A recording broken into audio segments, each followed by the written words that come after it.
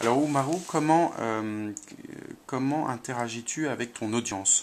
Alors directement quand j'y vais en Afrique, quand j'ai la chance d'y aller avec les équipes, ou sinon il y a le téléphone, le mail et Facebook qui vient juste d'être lancé.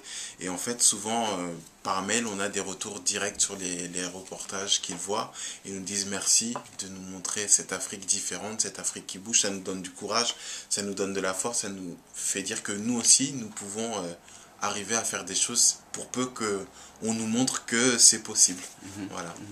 mhm. Tu m'avais expliqué également que dans les impacts de tes émissions, vous décelez également des problèmes.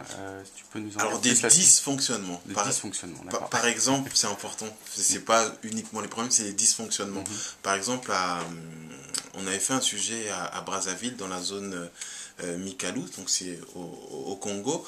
C'est qu'il y avait le phénomène de l'érosion. Et en fait, les enfants qui étaient dans les écoles, ils jouaient à côté de falaises de dizaines de mètres. Et nous, on a fait un reportage là-dessus. Et on a interpellé après au téléphone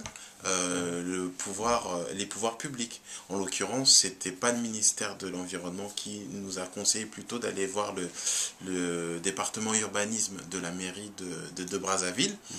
Et là, on leur a posé les questions directement, à savoir est-ce que vous êtes conscient de cette situation, qu'est-ce que vous faites, puisque c'est dangereux. Et ils ont dit oui, ils ont pris conscience du problème, mais je leur ai dit mais concrètement, qu'est-ce que vous allez faire? Ils ont dit ils vont démarrer les travaux.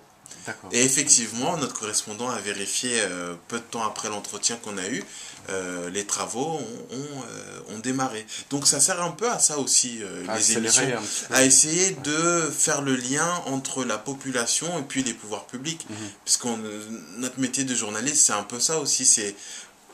On n'est pas les porte-parole, mais si on peut expliquer, si on peut remonter des infos, montrer des choses qui ne sont pas forcément vues et sues, mhm. bah c'est bien C'est aussi. aussi utile, oui.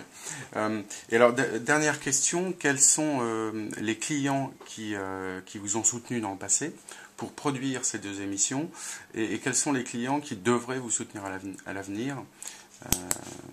Un Alors, message alors vers les clients, des annonceurs les potentiels. annonceurs, les clients qui nous ont soutenus, je pense d'abord à Western Union et Total, donc de grandes sociétés, qui ont vu tout de suite l'intérêt de communiquer dans des émissions comme celle-là, parce que c'est communiquer sur des émissions qui montrent une image, qui véhiculent une image positive de l'Afrique. Et c'est pas des Européens ou des Américains qui viennent et qui font des choses pour les Africains. Mhm. Là, ce sont des Africains qui font des choses pour eux, D'accord. pour les Africains. Mhm. Et je pense que pour eux, c'était bien de s'associer à ce type d'émissions qui, ma foi, des émissions qui sont diffusées sur 45 chaînes en français, en anglais, en portugais, En Afrique. en Ouais. Afrique, Mhm. au-delà aussi Mhm. de l'Afrique. Et c'est Mhm. quelque chose d'assez unique. Et les gens qui devraient, à mon avis, communiquer dans des émissions comme celle-là, c'est toutes celles qui sont intéressées pour montrer, pour parler d'une Afrique qu'on ne connaît pas. D'accord. Et demain, tout le monde le dit à un haut niveau politique, Mhm. c'est en Afrique qu'il faut être. Mhm. C'est avec les Africains qu'il faut être. Parce que c'est là-bas où la population est la plus jeune. Mhm. C'est là-bas où il y a encore tout à faire en Afrique. Mhm. Voilà. Et donc je pense que bah, le marché, j'ai envie de dire, il est là-bas. Mhm. Et c'est là-bas qu'il faut aller et essayer de voir ce continent en mutation. Très bien. Merci beaucoup.